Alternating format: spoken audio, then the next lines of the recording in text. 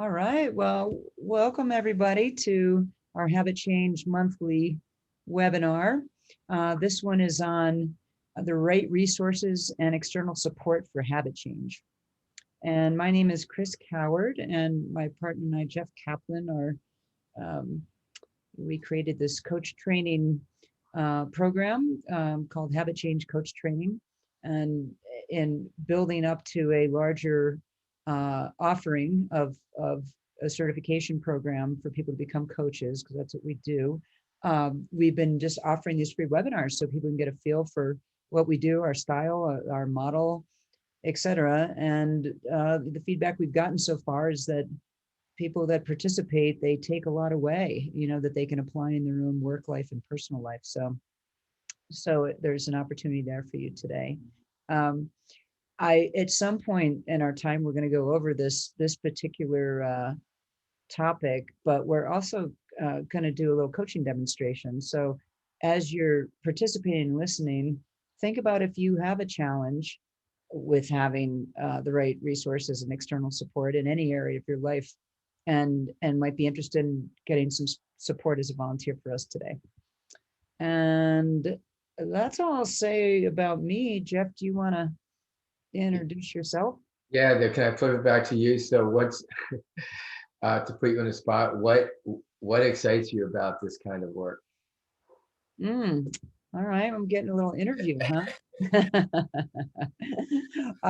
It's helping people go deep within themselves into the strengths that they may not even known they had, or how to leverage them to solve some challenges and grow, and just be in a space of transformation, to have a bigger impact on their lives, in whatever they're doing and whatever they want. So that's what excites me. And I also know that I don't want a million clients myself. You don't either.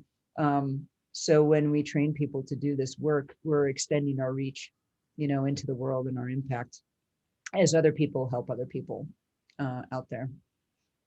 Well, it makes me want to ask you the same question. Yeah, I didn't, not like I had an answer for you, just because I asked. The word transformation did show up. I'm grateful to be doing work that that I actually really, really enjoy, right? So I think about creating the space for transformation. And I think for me, like my edge, the piece that I have to remind myself, particularly since I've been doing this since 1999, is to keep stepping out of the way, right? And keep reminding myself the wisdom is in the client, right? Not in everything I think I know. So two things. One is that I just love being on the sidelines and sort of a partner for folks that are in a transformation journey, and it's like that's really cool. And then two is it keeps me honest. It helps me continue to grow and develop and become more self-aware, and quite frankly more humble, because the work is so much bigger than myself. um, yeah, the really brief background is, so as one of the participants knows, I was in business school in 2005, 6, and 7. Um, but during business school, one of the things I did is me and two other folks started this company, Habit Change Company, and Chris joined probably within a year afterwards, and then has since run the coaching division. And then about I guess maybe 2 years in, Chris and I tried to outsource the training and certification of the coaches that we were needing to hire to do the work for the clients that we were bringing in.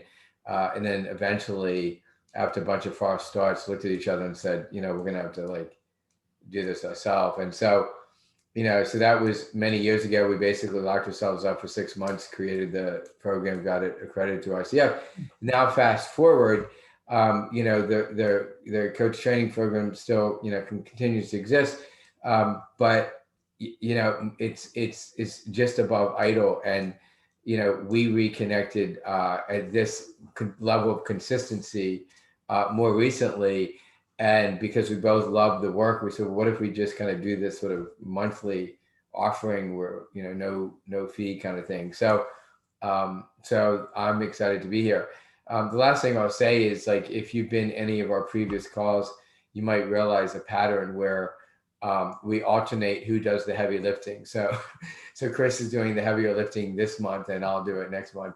And so Chris will do most of the kind of the teaching and then the demo, and then I will kind of debrief the demo. And then when we get into that, just notice what you're observing, and then we're going to ask you to kind of report out at the other side of that. So I'm done. I turn it back over to you, Chris.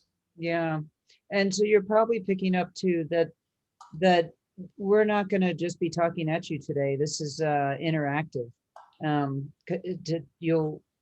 You probably already know this. We learn better by doing than by sitting on the sidelines. So, and I know, Marcia, you're having some audio trouble. So, but let the chat be your friend if you can access that. Love to have you participate whatever you can, kind of like what Dylan's doing with his bad connection. So last month, I know none of this group was on the call last month, and we can get you the recording. But Jeff reviewed one of the 7 barriers to change that's in the model. And really credit to Jeff on creating this model that, I don't know what year you created it, but I feel like my exposure was in 2007 when I started working with you. And it's crazy, it holds up. And I remember I just wrote an article for a newsletter this week where that was the line.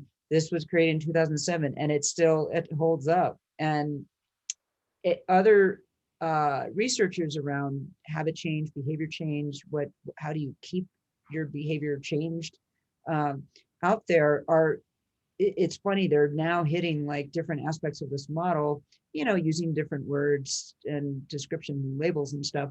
But at the end of the day, it's still what we do. So it's really cool. So quick thing on the 7 barriers to change. We're only going to focus on one of them, but I just want to give you kind of the overview of context, and you can always go back and listen to the video of ones that you missed, which isn't that many, by the way. Every month we'll do a different one. So here they are. So lack of accurate information, and Jeff is this is our topic for next month, by the way. That having a values conflict, and I'm not going into these because it's going to drag us down in time today. Having your goals misaligned, or just you don't have the right goal, a lack of confidence, any like psychological issues, lack of motivation is number 6, and the last one is today's lack of resources or external support. So that's what we're going to focus on today. Each of these 7 barriers to change have a feeling associated with them that when you're experiencing one of these feelings, they're never a good feeling, by the way. It should be a signal to you that there's something going on. And hey, sometimes you just know, if you aware of these, you might not necessarily need the feeling, but the feeling is a good clue that something is happening. The feeling associated with lack of resources and or external support is frustration. And I was telling Svet this morning when we were doing our workout bright and early, that one of the simplest examples that come up, and it's real, like this came up for me, was when you want to get a consistent exercise routine going, and you get all excited, and there's a deal at Planet Fitness or whatever gym that you want, and Earth Treks if you're in Colorado, and it's so far away, it's just not convenient to you. It's 20 miles or something like that, or even 10 miles, and you all of a sudden, like, you're excited, you go a bunch in the beginning, and then you're like, oh my gosh, this is taking so much time, and you start fading because you didn't set yourself up with with a support, in this case an external piece of your environment that's going to help you with your exercise regime. You didn't set it up in a way that's going to work. So is this sounding familiar to any of you guys? Like, it doesn't have to be that example, but have you ever created something, been really gung-ho and realized after you're in it, like, this is just so impractical? Anybody? You're human, by the way, if it's happened. Um, so that's like that part of it. The other thing that can easily come up is the people side of it. And we see this all the time when we're coaching somebody and they, again, I'll use really simple examples. They want to change their eating habits and they're, so I work a lot in brain health, and there's a very specific um, nutritional plan to follow that's some version of ketogenic, but more plant friendly. And it's pretty specific. And if someone wants to embark on that, but let's say they're the mom in the household and the main cook, and their kids are like, I'm not eating that, where are all the sweet stuff and the potato chips in the pantry? And the mom is like, okay, so they're not really on board with what I'm doing. I have to keep that there. And so now I'm making 2 meals for dinner, and it's crazy making. And after a while, that can just get old. And again, there's a support thing that's not happening. Um, and what my guess is, Svet, you probably see this all the time with your clients, like the change endeavors that go awry because those supports aren't in place. But is that something you've seen before? I would add sometimes too, it's the supports that are in place, quite frankly, don't want you to succeed. Like I was working with a client, he's a developer in New York, and I mean, my God, like for years he would track his health habits, and he had like 30 of them. And I was like shocked. He literally for years kept up with, like, every week he would track, and then he would send me his tracking at, like, in advance of our sessions.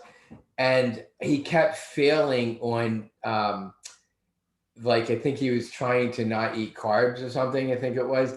And he kept failing that, like everything else, you're like, 70, 80, 90, 100% hit rate. And this was like 30%. I asked him about it. And he's like, my wife gives me a hard time about our pizza Fridays. Like, I don't want to do pizza Fridays anymore because I'm not trying to do carbs. And like, and but she didn't want to give that up, right? So like, he was willing to make the sacrifice, but she was not willing to make the sacrifice. And not only was she not wanting to make the sacrifice, but she was getting angry at him for, like, because she's looking at it like, you look healthy, like, why do you need to give that up? Can't you just eat pizza on Fridays? And I see that a lot too, right? So the people around you, like, sometimes it means sacrifice for them as well.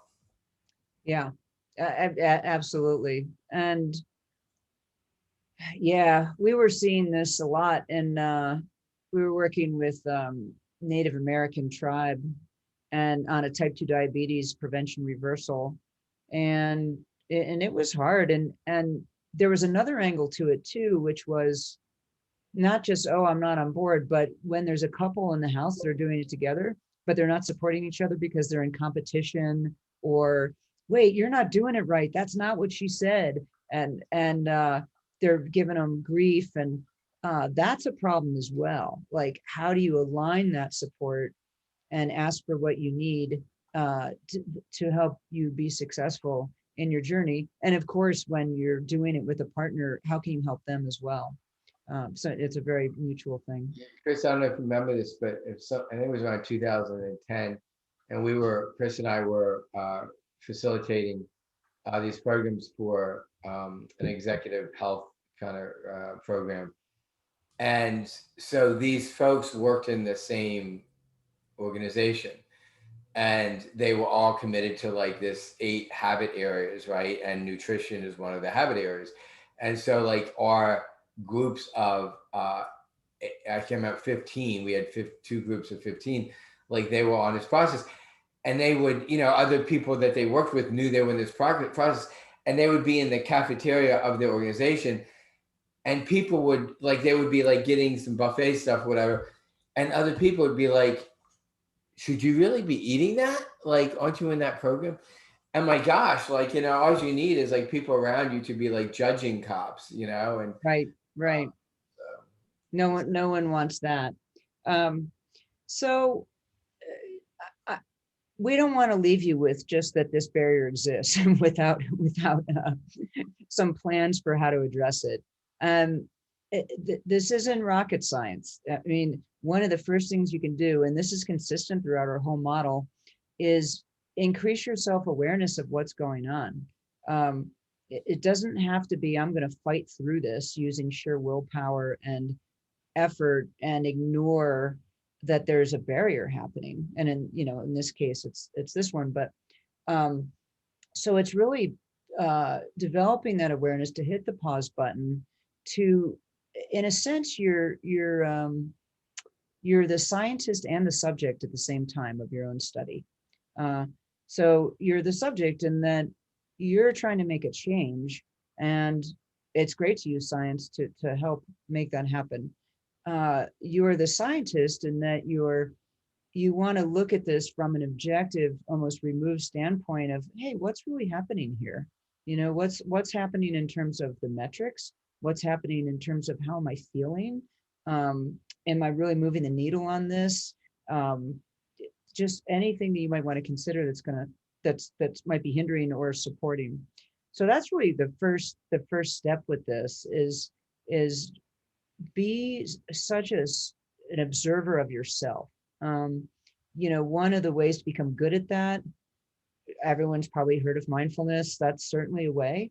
That's the way that we teach. Whether that's informal mindfulness, just being aware in the present moment on a day, on a moment to moment basis throughout your day, and then the formal aspects of mindfulness, which look like a meditation practice where you're actually strengthening that muscle to be able to do this, to be able to hit the pause button and look at like what really is. So I want to just pause for Jeff here because he may want to add something to that, just this kind of first part of this.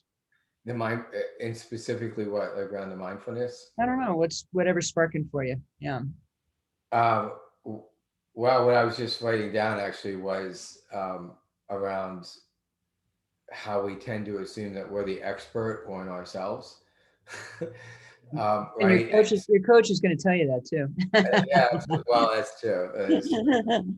Right. And so, like, I think I was honing in on this idea of the right support.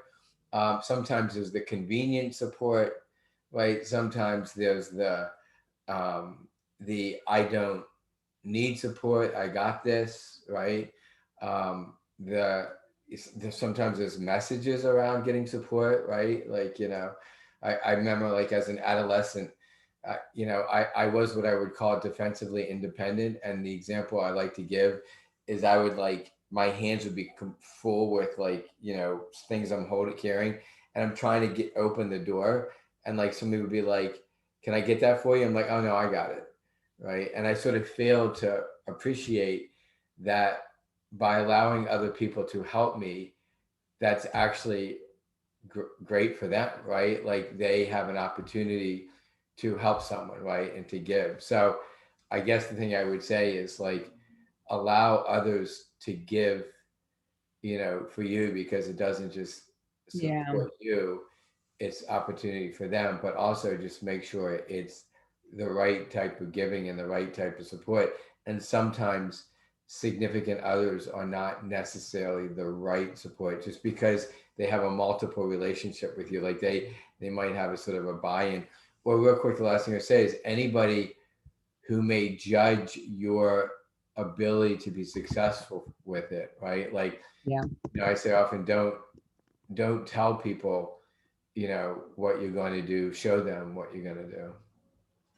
Yeah, that's been a huge lesson for me, actually, the asking and accepting help. Been such a part of my journey. And I'm actually, I have this personal example really right now that's so relevant. And it's kind of embarrassing, really. It's I feel like I need help organizing my physical environment. It's very cluttery and messy, and I can live with a certain amount of that, but it's started, and my husband's not very motivated around being that person either.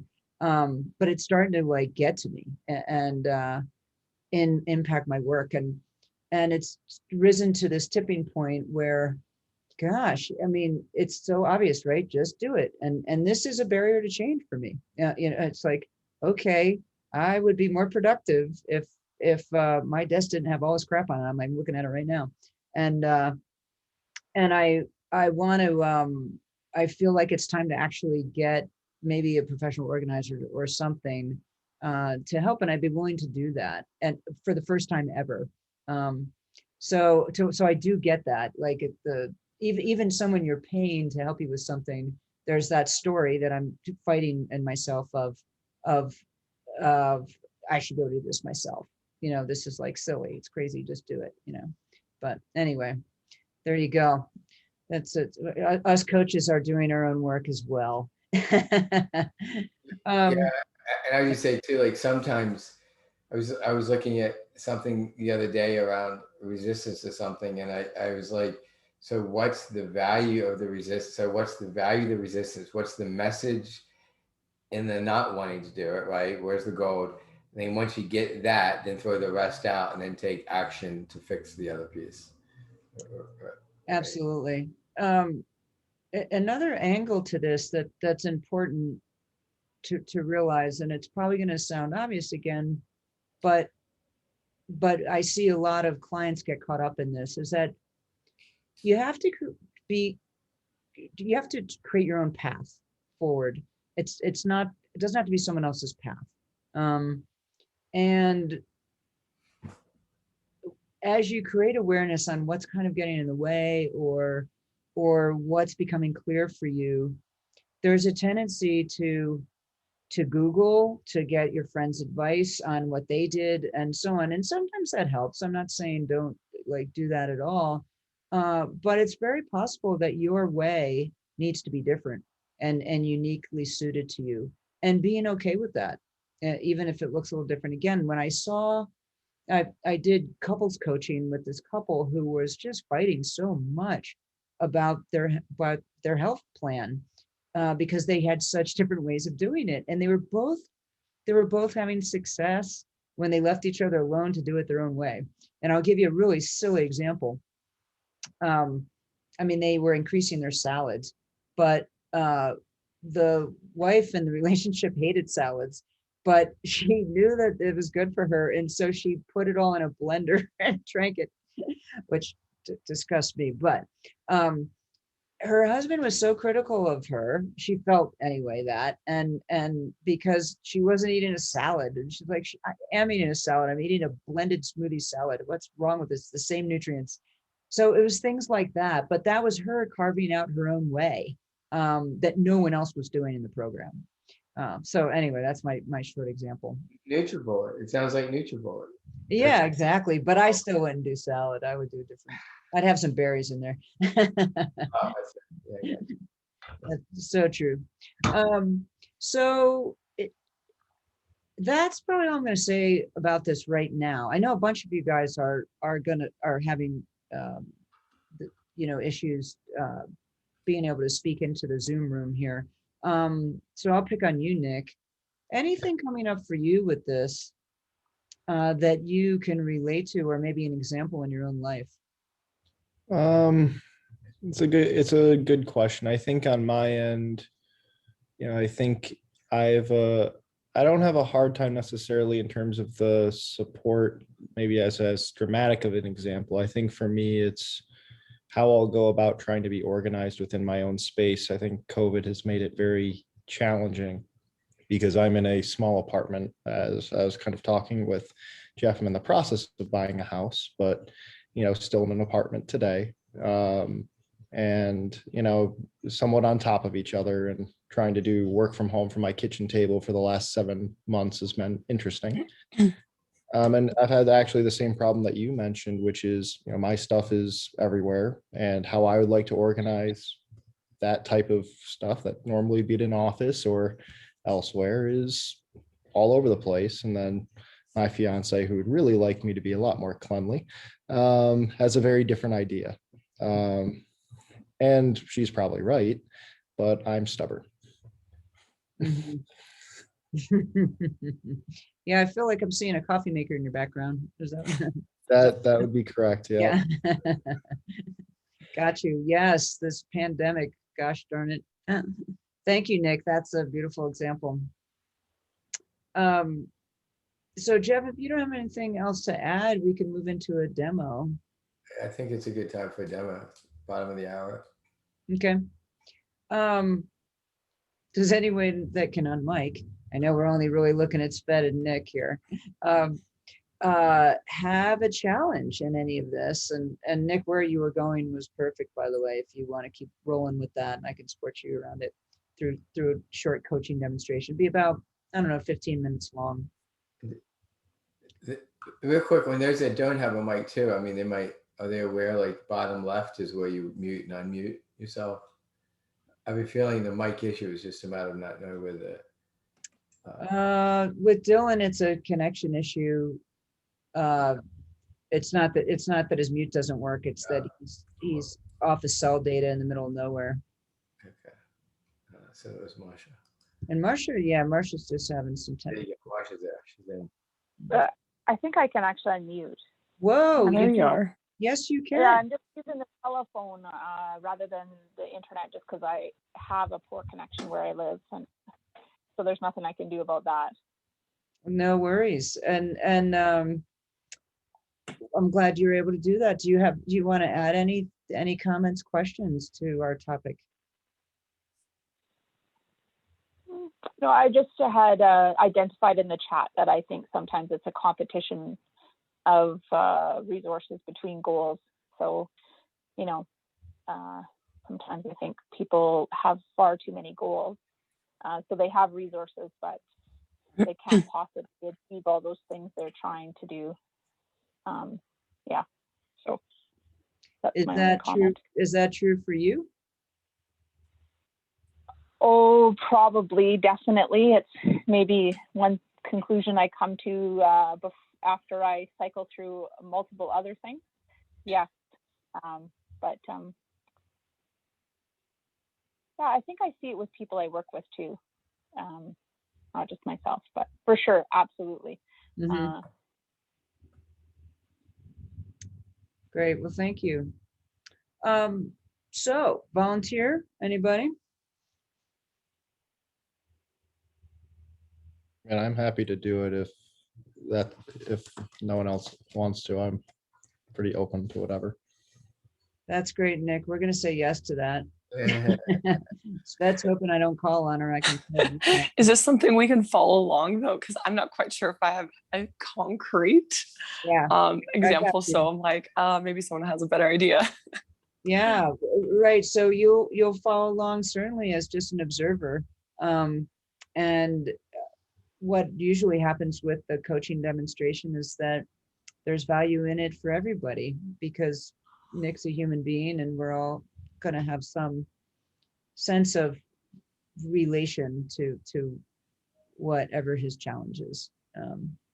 So sure. And then be thinking too, like again, for because this is a coaching webinar, be just noticing what am I doing as the coach with Nick. What techniques or observations do you have, and Jeff will pull that out of you when we're done. All right, so thank you, Nick. You ready to roll? Sure. All right. So do you have something, and it could be what you shared earlier, and it could be something different, it doesn't matter, that you want to bring as our focus for this short coaching segment? I mean, organization is pretty much my biggest bugaboo. The one thing that I can never get off of my to-do list, and I know that it'd be the most beneficial thing for myself, is organization, whether that's my email. I am the guy who never deletes emails. I think I have, according to my cell phone, I have 51,310 emails presently that are unread. So between that, and random organization things within either my desk or, anything like that, I definitely would not complain about any type of coaching there. Okay, great. What makes now the time to deal with this? working from home puts more stress on it. Mm, You know, and I've been working from home probably for a year at this point, where I really haven't gone much into an office. Because I'm just sitting on a laptop, and sitting at a kitchen table primarily, all of my maybe untidiness spills into everything else. Like, I eat dinner looking at it. My fiance eats dinner looking at it. You know, and if I'm looking at my email, I mean, similarly, you know, now more than ever, instead of doing things physically or during meetings, it's all via email. So if I lose something, I've got to try and hunt through however many emails I got that week or that month to try and find something. And, you know, I'm wasting time, and it frustrates me, but it's also, you never really escape from it, mhm. especially in a small apartment.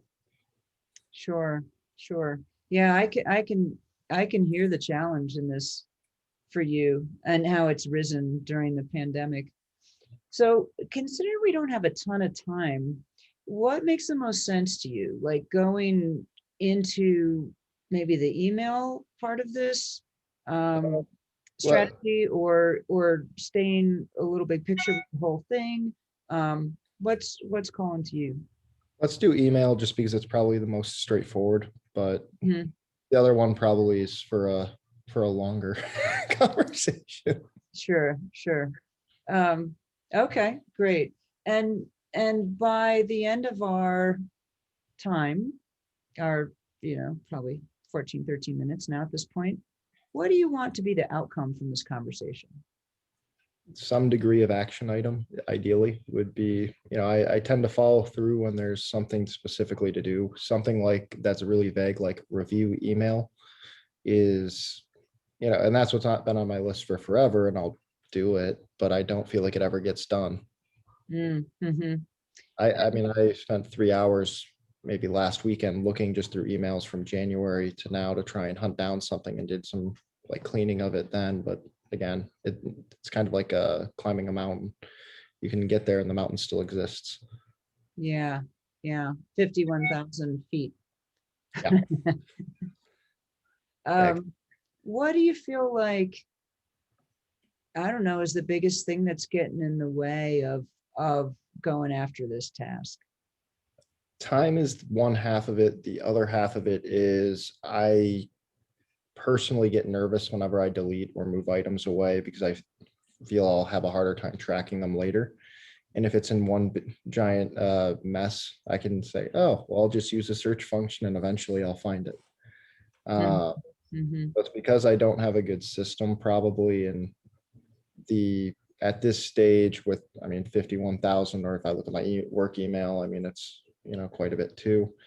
If I'm looking at, you know, all of that together, it's just such a large thing. It's hard to kind of break down into bite-sized pieces. You know. Yeah, yeah. So I mean, I'm hearing a couple things. One is that it's going to be a bit of work to slog through this. So it's a time piece. But I'm also hearing that there's been a reason for this setup for you. A concern about not having an email if you delete it, that you might need later. So there's something about this that in some way sounds like it's working for you. Yeah, I mean, if I have every email, I mean, even if it's inconvenient, I can go look for it. And what that usually leads to is if there's an important email, I keep it, but then I'm not deleting the other ones, because I'm in the habit of just keeping it. Mhm. So that's where the problem tends to snowball. But for me, I think I've taken, for example, a DISC assessment. I'm not sure familiarity there, but I strongly lean towards the C side of that. I want everything to be right and, you know, available, and having information. And my background is in science. I do research and development primarily, and I want to know where my data is. If I don't have the data, I can't use it, even if it's hard to find. Yeah. So I So, get nervous. and you mentioned system, that having a system that really works for you here. So what you have, it meets some needs, but it's not really working for you in the end. Yep. What's your current thinking about what needs to happen here? I need to, I mean, my thinking is if I try and do it like I'll use just the work email and ignore my personal email, which is going to probably be a train wreck for longer than my work email from a priority standpoint. But, for me to do that, I don't want to do that on work time because that'll only put me behind. So I have to either take time off or take time separately to do it, which is not particularly exciting nor fun. And, something that I remember starting in the role I have now is like, I did what I think everyone does, kind of I'll do this, I'll organize myself in this way. And then the follow through wasn't there. And there's probably concern on my end that I'll go put however many hours I'm going to need to, and I know it's going to be hours. And then at the end of the day, the follow through is not going to be there. So it seems easier to not do it and say it'll get there and know that my system that kind of works is there, then just put in all the work and then not follow through. Mm-hmm.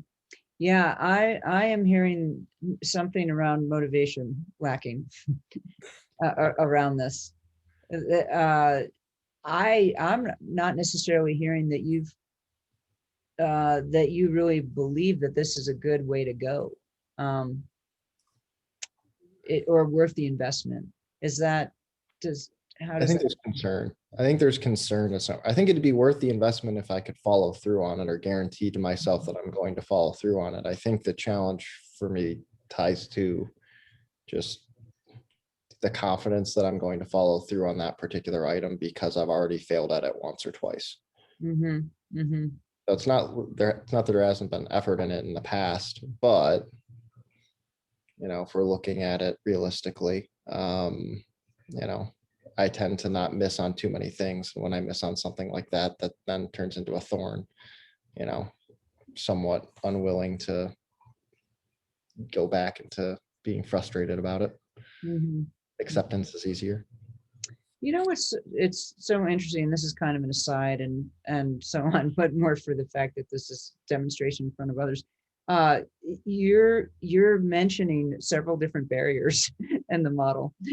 Jeff's probably writing that down, like lack of confidence, motivation, and then this, resources and so on, and your environment part of it. And I don't know where they wait, right, for you and all this.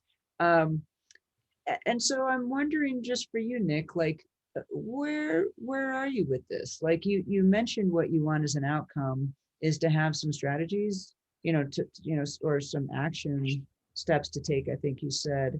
Yep.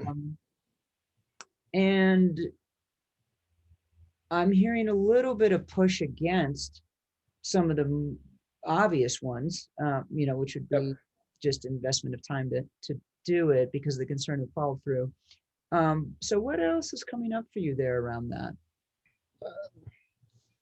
I mean, from my end, I think it comes down to probably at the end of the day that it turns into a prioritization issue for me in the long run. So I look at where I can put my time, and yeah, the email is painful, and there'll be a positive impact from it. But there's, is that my best use of time? Is that the best use of resources? Especially, when I start to weigh all the other concerns that I have with it, it seems, I have a hard time getting started. I feel like if I got started and did it, there's something there, maybe it happens, maybe it doesn't, then it's a 50-50 if I can stay motivated through the end of it and continue, make it a habit. But getting started is hard to prioritize and weigh according to everything I could be doing. And I've got a 5-page list of things to get done this week. Yeah. And I'm feeling the heaviness of the getting started part for you. And I'm still hearing that you're kind of mixed about this. I really want to do it, but I really want to do it, but it's again, I'm very analytical with that type of decision. Like I'm going to do it this day. And once the decision's made, I'll usually sink an absolute ton of time into things like that. But it's hard to, again, just find the motivation presently. Yeah, I wonder if we can draw on that analytical strength of yours to create whatever the smallest step we can think of is, which is part of a model. Because what I'm hearing from you, like the overwhelm is in the bigness of it. But what if this start is, I'm making this up, you put a number that makes sense, but like 5 minutes, that you look in your calendar and you come up with like, when's that 5 minutes going to be? And that's all you're going to do. And you'll just set a timer and be done after that. And well, I won't say anymore. I think you know where I'm going. Yeah, I think I can try and do it. I think the concern I have is just again the volume, but 5 minutes would help every day. For sure. Right. Time I mean, it's not, it's more of a psychological thing around the science of habit change and how small steps can be just really helpful to create momentum. Not that that 5 minutes is going to make a huge dent in it. It's not at all. It gets that engine started for the start time that you're looking for. Yeah. How, I feel like there's something we're missing here. What is it? I mean, I think you're right. Probably the biggest roadblock to me is that I don't want to spend 8 hours on the 1 or 2 days I get off doing it. And if I break it up, it takes away some of the bigness maybe of that particular action. And instead of thinking of it as one big thing, think about it as a number of smaller things. That's done over time because it is an absolute pain. Yeah. Is that something you want to commit to? I can try to commit to that. I can certainly put it on my calendar and look to do it. Yeah. That doesn't feel so solid to me. Yeah, there's a trust factor on this one because I've put that. I mean, I did something similar with another item and I still somehow end up moving that thing around way more than I ever wanted to. But no, I think I can do that. I probably need to do it just at times where I know I'm not going to get like maybe first thing in the morning to avoid overlap. There's certainly a way to do it. I just have to think through when the timing makes sense, or I'm not going to have like someone who goes, because I have a recruiter who puts like interviews on my schedule. And I end up, I mean, a typical day for me is 10 to 20 meetings from 9 a.m. to 6 p.m. Yeah. No, I hear you. And remember, nothing heroic. It's 5 minutes, or it might even be less. Maybe it's 3 minutes. Like you get to decide. I think we want to recruit your analytical skills here and really like look at your calendar. Like when is this first little chunk, this 5 minute chunk going to happen that makes sense for you? Probably first thing in the morning. Okay. Honestly. Do you that'd probably be healthy. Honestly, I can get my coffee to organize a little bit and be ready for the day more so than wake up, open up, look at a little bit of email that I do anyway, and then go right into it and end up being behind or worse behind. It's a good idea. And is there something in terms of support, a person or anything that will help you on the accountability side of this? I think on accountability, I probably need to, the person who will most be impacted by it's my fiance, who has to deal with me having alarms go off that much earlier. But aside from that, probably then talking to 1 or 2 people at work who do routinely schedule over meetings that I have, which includes these types of meetings, to maybe settle down a little bit with that so I can prioritize some of the other items. Great. Those would be the 2 that come to mind. Okay.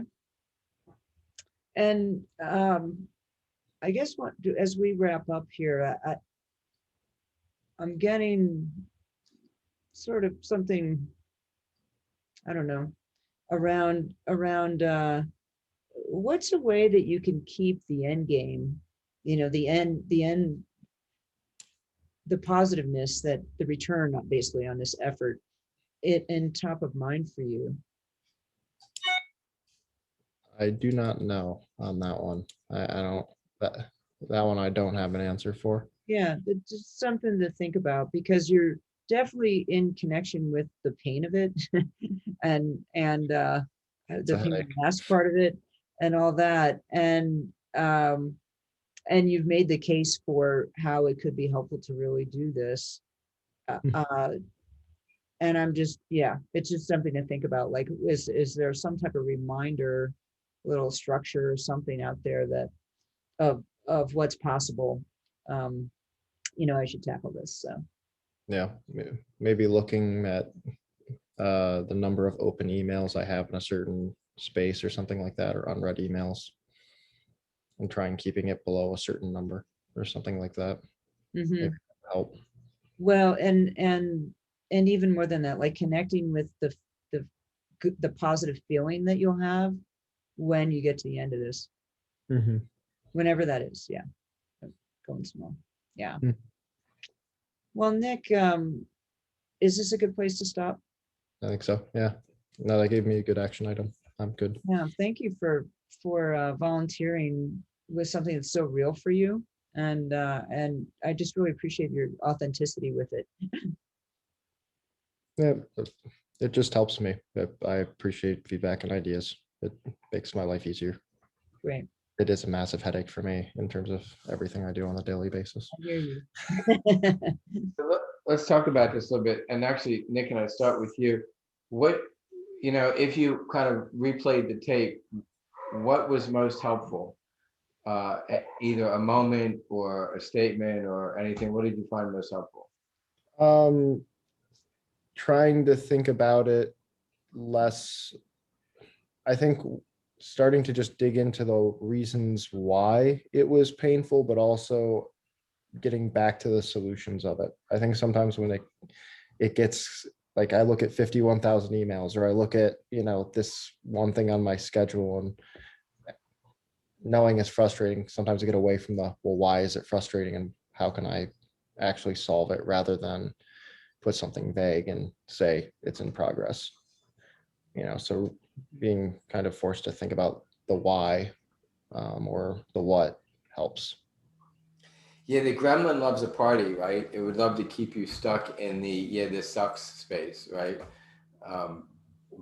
But you had said on the front end, like, give me a let's look at something that's going to move the needle a little bit, right? Mm-hmm. And it felt like almost permission, giving yourself permission to do that. Mm-hmm. Yeah. Anything else? Anything that Chris said or asked that was surprising or sort of took you into a different place? I think the asking, I'm trying to think of which of the questions, because a few of them kind of did that for me, but I think it was asking, the kind of probing around the different feelings, it's perhaps more so than anything else, or the different concerns, and just allowing me to kind of explore it, because I think it's probably knowledge that I had or was aware of, but didn't actually dive deeper into the rationale behind, or why I was responding in the way that I was. Yeah, a couple of the one was what's getting in the way, right? What needs to happen, Yeah. right? So just kind of like holding that, that space, right? Having a look at that. So Nick, before I open up to other folks who can either enter stuff in the chat, that's Simon, by the way, my dog, trying to add his 2 cents into this. I love Simon. Is there anything else that you want to say about this, Nick, before I ask others for their thoughts? I mean, I think it was really helpful. I just am happy to have I think doing it in the morning was actually going to be really helpful to me. It's been a complaint I've had frequently, is the emails, but also just, starting my day roughly with jumping right into a meeting or an interview or something. I think it'll just help me overall. So That's great. So any other folks in the chat or unmuted, like what did you notice? You know, 3 questions. What did you notice? And/or what surprised you? And/or what are you taking away? I like the first question was kind of Chris asked what makes now the time to deal with it, because I think knowing the importance of like how immediate you want it, whether to make yourself feel better or kind of there's maybe something coming up. I like that question. And then and the last question to wrap it up with the positive thought to keep in mind. Like for me, I think something personal that I was kind of thinking about, something I've actually been trying to do is trying to keep my similar to your email clutter-free, but keeping my car clutter-free. So I travel a lot and kind of just things just keep on it gets like left behind there. So the small steps is something that I've noticed has been helping me. It's like every time I get out of the car, I maybe grab a couple items. And so it's those small steps. That's great. And keeping the positive feeling. Do you have a picture of your car when you first got it? Yes. It could be visual, right? Oh yeah. Oh yes. But in the car. It was so nice. It can be again. So. That's great. Well, I love what you said, about both questions, right? So I love that, it's like what makes now, important. And it's funny, right? Because it wasn't like Nick called Chris and said, I'd love some coaching. Like Nick said, yeah, I guess I'll volunteer, right? And then like, okay, well, why now? But and the reality is like, Nick said it, right? So he put it out there, even though it's like, voluntold, but he did put it out there. And so now did create a sense of urgency around it and start getting at the motivation. And then the feeling piece, right? So, just one of the things, I saw, Chris, is like just being really present, right? And, just even calling out, I feel the heaviness of it, right? And what can be positive, and kind of laughed. And, you definitely like are in touch with like the pain of it or whatever, right? And that was great, like calling out what you're seeing and feeling, right? It's like, it's got level 3 listening, right? So soft listening of what else is around it. Other thoughts or comments? I have a thought, like there was a decision point to make for me so in coaching, there's multiple paths you can go down, it kind of depends on what you grab onto. And, Nick, if we were working together regularly and so on, or we had longer time, I almost went down the path of the fear of not having the email you're looking for. Felt pretty juicy to me. And yet it didn't quite line up with the agenda that you wanted. The outcome would have taken us down a different path. That's a longer conversation. Sure, but I think an important one. And so another coach might have gone down that road instead with you and just see where it took us. But I just wanted to call that out just as an example of, there's choice points to make as we're listening to our coachees. That's a great thing. That is exactly where I would have gone, right? And yeah, so there's an example. You would have gone down there instead. Mm-hmm. And yet you're right. We would have run out of time. And I also know Nick because I worked with him for like 15 months and in the past, and you noticed it. And actually, the reality there, before I let Nick say whatever words that you might want to say that comes with the expression, I know we're almost out of time, is even the fact that you said the email, though, was really hearing the client's agenda, because that wasn't what Nick presented, but you really heard email and said, so we only have a limited amount of time. So do you want to just focus on email, right? And so, Chris, you always kept checking with the client and the client's agenda and always ask permission, really have the client as the expert. What I want to say to everybody is I can guarantee you, Chris has her own system of managing your email. And a lot of times, you know, people want to say, oh, well, what works for me, right? Or, you know, I just read a book, you know, she didn't do that, right? She really let Nick be the expert on Nick. And that was great. Nick, did you want to add any closing comments here? No, I mean, I think that was exactly what was probably most helpful is I think being able to kind of think through it myself will probably make me more tied to the solution, I guess, is probably the better way to think through that for me. Absolutely. If I'm told that, like, I mean, even if someone who I, you know, see on a daily basis or working with Jeff, I think anytime where we were talking, if it was something that I thought through myself, I always ended up probably following through a little bit easier because it was my decision, or it was my solution. And yeah, no, that helped a lot in terms of, again, I think it'll help with follow through. That's great. Well, thank you again, Nick. I really appreciate you. Yeah, Nice thank to see you. And thank you all for being on this call today. I enjoyed having your input. So everybody, and feel free to closing comments in the chat. Otherwise, hope you have an amazing Friday evening and weekend. And you know the next meeting is on June 11th at same time. And that will be me talking about lack of information, and then doing a demonstration on lack of information. All right. Well, have a good weekend, y'all. Thank you so much. Yeah. Nice meeting you, Marcia. All right. Thank you.